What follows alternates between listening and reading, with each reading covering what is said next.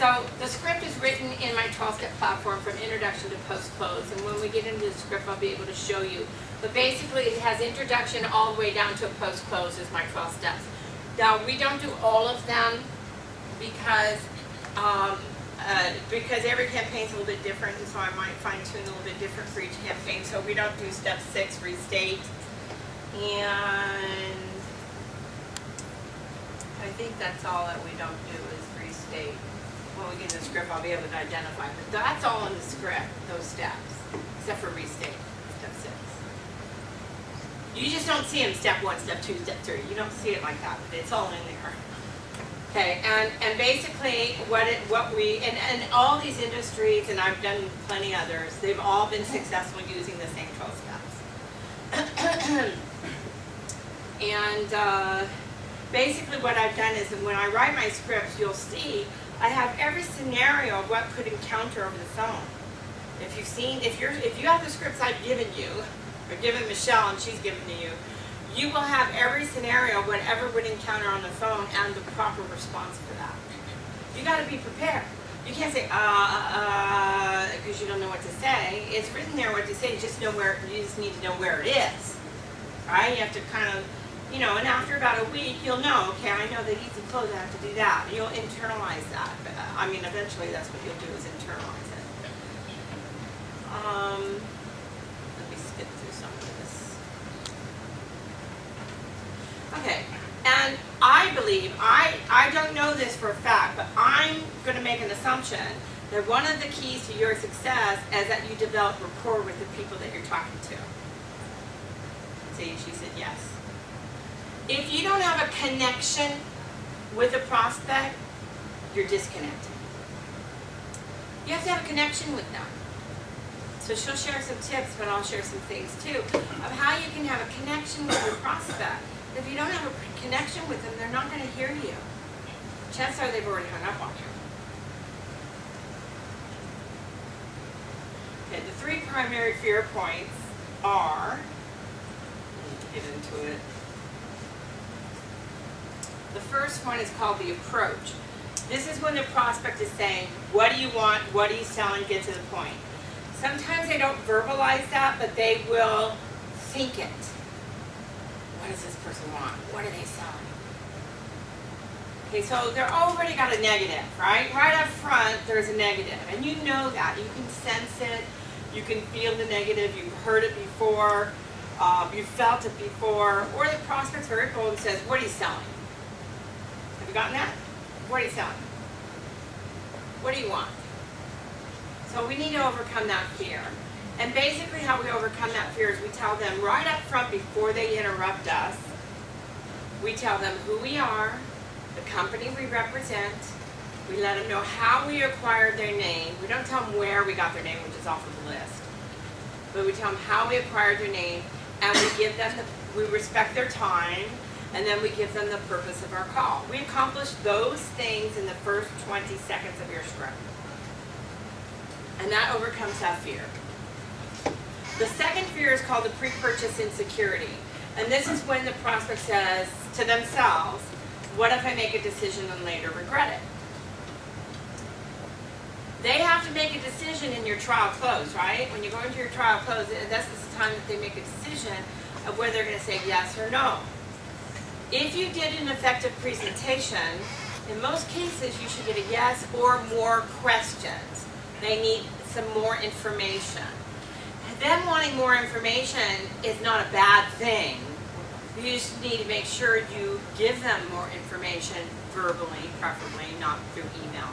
But sometimes it will take a 2-call close if you can't close them then. Don't shut that door permanently by telling the prospect, like, keep selling, keep selling, keep selling, keep selling until they're tired and they hang up on you. Don't do that. I go 2 rounds with my prospect with objections, up to 3, depending on the temperament level of the prospect, because you can sense that too. You can hear it in their tone. And then I'll say, you know what, why don't I do this? Why don't I forward some information to you first, along with our website, so you can see what I've been sharing with you. And then I'll just would that be all right with you? And then they'll say yes, get them to commit. And say, now, once you've had the opportunity to review it, I'd just like to gain your feedback and answer any questions you have. Does that sound fair enough? And they'll either say yes or no. Most will say yes, because most people don't really want to be that rude. There are rude people. I'm not saying you're not going to get that. You do get that. But most of them don't want to be that rude, and they'll say yes. Or they might say, well, that's okay. If I'm interested, I'll give you a call. Fine. You know, you have a number that you use for those inbound calls to come back to you. You will get some, but it's rare. Don't count on it. Majority of the time, you'll have to follow up and call them. They're not going to be calling you unless they're in that 10% I'm in the market. So in the pre-purchase insecurity, what we have is we probe, we ask questions, right? Then we fulfill their needs by giving them some features and benefits of our product and what our offer is. And then we get a reaction, and then we trial close, which trial close attempts to get into the application process.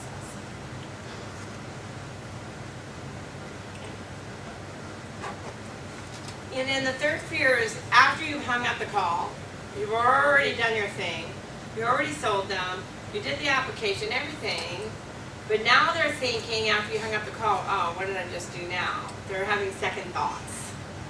And that's called the post-purchase remorse. This is where you might experience cancellations.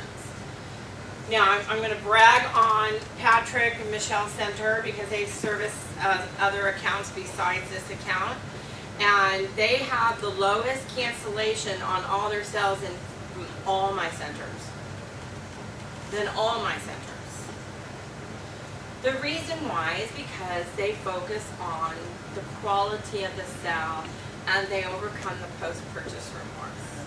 And that happens in step 12, which is post-close. There is a post-close in your script to kind of just make sure that they understand everything, and and then you end the call by giving the toll-free number, just so that the person feels a little bit more at ease, that you just didn't close them and then get off the phone real quick before they change their mind. So we do go through a post-closing to overcome that post-purchase remorse. So that's the reason why they have less cancellations than any other center I have, because they take time and attention to the customer, now they're a customer, and they do their post-closing. So they focus on quality selling. But they get quantity too, so it's not just quality, they get quantity. That's why I made her a project manager for me. She works for me now. She doesn't even work for her husband anymore in his call center. She works for me. I was so impressed by what she did, and I happened to need a project manager for my company, and I asked her if she wanted to work for me. So all the things that she's learned through her center and through us, because we have been working with her through her own center, not as a project manager, for like 18 months. So it was just a real opportunity for me to be able to approach her and say, would you work for me? And she didn't even hesitate. I said, well, no, pray about it first. You need to pray. Take a couple days, talk to your husband, pray about it, because I really want you to make sure that this is the right decision. And she did, and she still wants to work for me. And she's been working for me, not for very long, since April, right? Since April of this year. All right, I'm going to skip through. An objection. When you get an objection, it's usually an indicator that you've not done an effective presentation. If you've done an effective presentation, you're not going to get an objection. You're going to get maybe more questions that they need answers for, but you're not really going to get an objection if you get the objection in trial close. Now, some of you are getting objections early on in your presentation. That's different. That means where if you're getting objections in the first 20 seconds, before you get to purpose of call, if you're getting objections, we use the easy close, which I shared with you, that's what you need to use. But if you're getting an objection early on, then there's something wrong with your presentation, your delivery. If you're getting objections in the middle of your presentation before you get to trial close, chances are you're losing control of the call, of the conversation. And how you lose control is you pause too much, You're not following the script, you're going off base, you're going way over here when you should be over here. It's just basically you're just losing control. And you're not really controlling the flow of the sales call the way it needs to be. Okay. So that's why we need to focus on presenting well. All right. And so these are the steps I was telling you that overcome the first fear, and these are the ones that overcome the second fear I was sharing with you. Okay, and we do that in our questioning, and then the rest of the steps up through the trial close, and then the post-purchase remorse, step 12. Now you notice I didn't discuss. There's 12 steps, and I said steps 1 through 4 eliminate the first fear. Steps 5 through 9 eliminate the second fear. Step 12 eliminates the post-purchase remorse. But it didn't say step 10 or 11. And step 10 is objections. Obviously, there's a fear because an objection surfaces in the trial close. And that's okay. That's where you want the objection. You want the objection in your trial close because that's where you stand strong with your prospect. You're almost done. You're like not way up here, you're way down here with your prospects. So you stand strong with your prospects, so you have a much better opportunity of overcoming resistance in the trial close than you would have early on in your presentation when you didn't stand strong and you haven't even developed rapport yet. But if you've already developed rapport and you've already gathered information, you know what they process, how much they process, or if you ask that question. Some people don't ask all the questions we want them to ask. That's another problem. You kind of get it, you already know maybe what they're spending on their rates right now, their processing rates and per transaction. So you already have some sort of gauge right there, so you know you can save them money. So you already have some ammunition. By the time you get to trial close, you have a lot of ammunition. So it's easier to overcome the objection in trial close because you already gathered a wealth of information. And then the step 11 we don't discuss because it's the close. You will never get an objection in your close because you've already got the application. They've already taken the time to fill out the application with you. Now one of the problems that we have in the application is you're not asking or getting. Some of you are not asking, others are asking but not getting the bank information and the social security number. Right? Some of us are having problems with that, while others are not having problems with that. She's not having problems with that.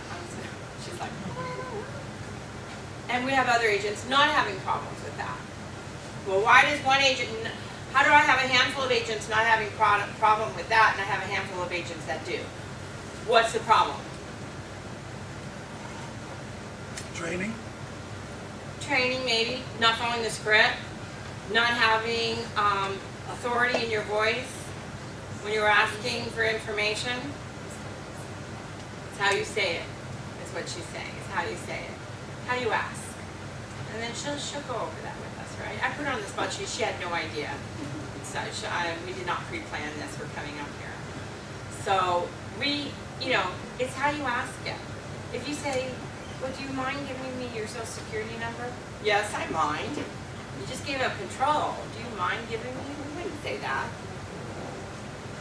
Okay, and could you give me your bank information? We wouldn't ask, could you give me your bank information? Because that's giving up control. Just ask for it.